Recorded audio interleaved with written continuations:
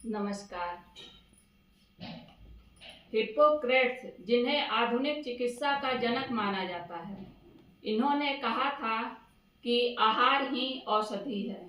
अर्थात आप यदि अपना आहार ठीक कर लें तो वे औषधि का काम करने लगता है। इसी प्रकार जापानी कोशिका जीव विज्ञानी योशिनोरी ओसुमी को 2016 में चिकित्सा में नोबेल पुरस्कार मिला था, क्योंकि उन्होंने इस बात पर शोध किया था कि कोशिकाएं किस तरह से अपनी सामग्री को रिसाइकिल और नवीनीकृत करती हैं, जिसे ऑटोफैगी कहा जाता है। उपवास ऑटोफैगी को सक्रिय करता है, जो उम्र बढ़ने की प्रक्रिया को धीमा करने में मदद करता है और कोशिका नवीनीकरण पर सकारात्मक प्रभाव डालता है। हमें क्या खाना है, कितना खाना है, कब खाना है, ये पूर्णतः निर्धारित करके चलना है, क्योंकि इन तीनों प्रश्न पर गौर करना अनिवार्य है। पके भोजन को होपलेस फूड कह सकते हैं। होपलेस क्योंकि इसमें H for hormones, O for oxygen, E for phytonutrient, P for phytonutrient, E for enzyme, ये सब उससे निकल गए हैं या आग लगने से उड़ गए हैं। इस तरह से देखा जाए तो पका भोजन सिर्फ और सिर्फ स्वाद के लिए खाया जाता है।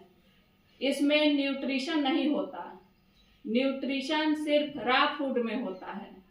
इसी को बैलेंस बनाना है। इसको बैलेंस बनाने के लिए 50-50 कर सकते हैं, लेकिन पहले रॉ खाना है। जिसमें ऊपर वाले की आग लगी है वे अच्छा है, जिसमें मानव का आग लगा है वे बेकार है।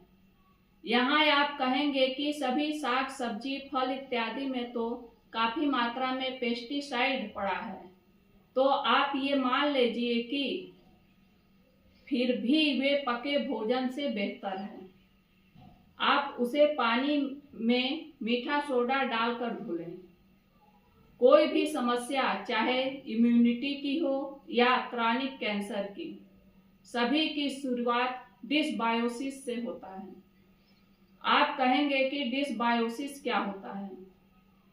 ये गट बैक्टीरिया अगर ठीक नहीं है, ठीक मात्रा में नहीं है, तो वे डिसबायोसिस होता है। आप अपने गट बैक्टीरिया को ठीक कर लें, आपकी बीमारी ठीक हो जाएगी। आप बादाम को भिगोकर देखें तो वे आर्टरीज की तरह दिखता है।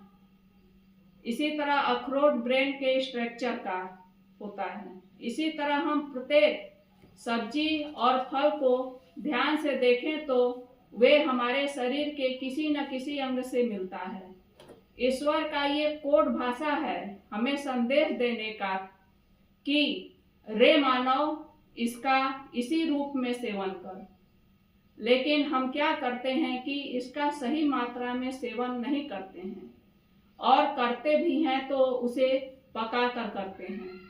इसलिए आप सभी से अनुरोध है कि आपको प्रकृति से फल और सब्जी जिस रूप में प्राप्त हो रहा है उसका उपभोग उसी रूप में करें और पूर्णतः स्वस्थ रहें।